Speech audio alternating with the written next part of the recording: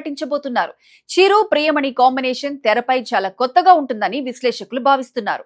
అలాగే young beauty ప్రీతి ముకుందన్ ఒక కీలక పాత్రలో మెరవనుంది. ఇక అభిమానులను ఉర్రూతలొగించే విషయం ఏమిటంటే మలయాళ సూపర్ స్టార్ మోహన్ లాల్ ఒక ప్రత్యేకమైన అత్యంత శక్తివంతమైన పాత్రలో కనిపిస్తారనే ప్రచారం జరుగుతోంది.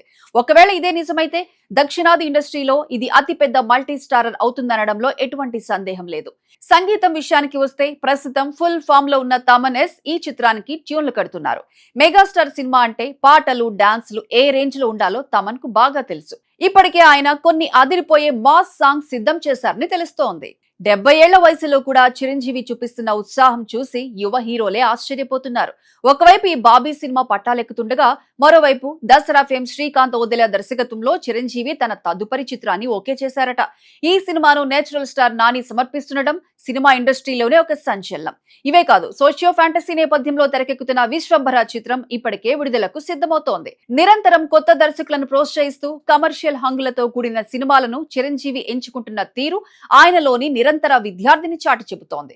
బాబీ కొల్లి దర్శకత్వంలో రాబోతున్న ఈ సినిమాను 2027 సంక్రాంతి కానుకగా విడుదల చేసేలా ప్లాన్ చేస్తున్నారు. సంక్రాంతి అంటేనే మెగాస్టార్ సీజన్ కాబట్టి మరోసారి బాక్స్ ఆఫీస్ వద్ద రికార్డుల వేట మొదలవటం ఖాయం. మెగా 158 మూవీకి సంబంధించిన మరిన్ని అఫీషియల్ అనౌన్స్మెంట్స్ కోసం అభిమానులు ఈగర్ గా వెయిట్ చేస్తున్నారు. షూటింగ్ ప్రారంభమైతే మెగాస్టార్ నుంచి వచ్చే ఫోటోలు వీడియోలు సోషల్ మీడియాను షేక్ చేయడం గ్యారంటీ.